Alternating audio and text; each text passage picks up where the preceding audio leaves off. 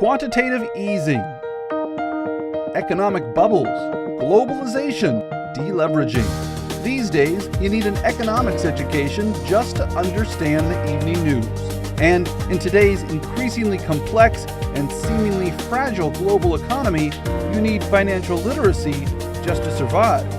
And yet, teaching about money and economics is not a priority in most schools across America.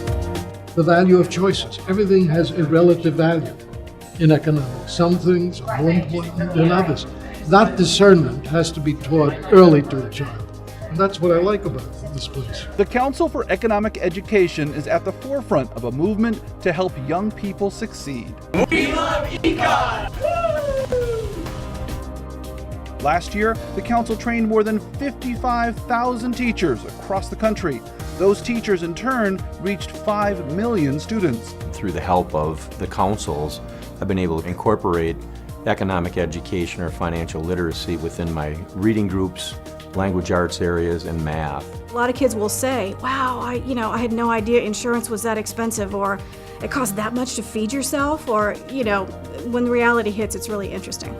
You have a lesson plan, you have a website, you have something to download that you can, pass on directly to your students. Every year, more than 5,500 students participate in our National Economics Challenge. When you watch the news, now we kind of understand what they're saying and what they're talking about.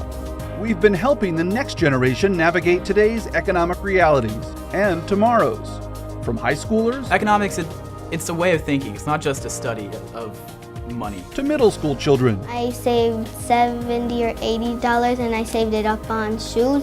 to kindergartners. Well, basically economics is about choices, and so we learn to make good choices by saving our money. We also begin an after-school program designed to bring financial education to K-5 children in some of the most economically challenged communities across the nation. They're getting it. They do seem to be getting it. So in my opinion, we're definitely working toward that success. But we didn't stop there.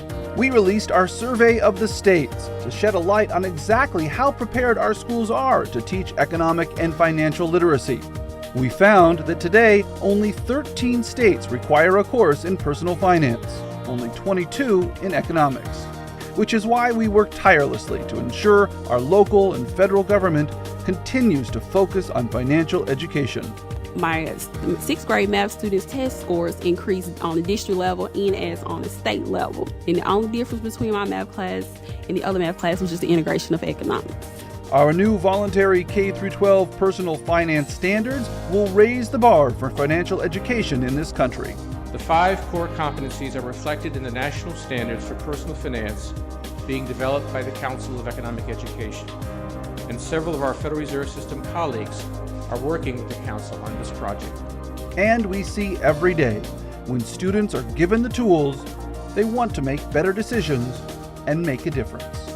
I'm the detonator, and if you want to fix the economy, Mr. President, here's what you need to do. The president should support jobs and products made in the U.S. by cutting corporate taxes and imports. We all know our 3 macroeconomic goals of stable prices, low unemployment, and high and sustained growth. But the problem is how we should be reaching these goals. Today, a financially illiterate America is not an option. Our goal? Bring economic and financial literacy to every child in the United States.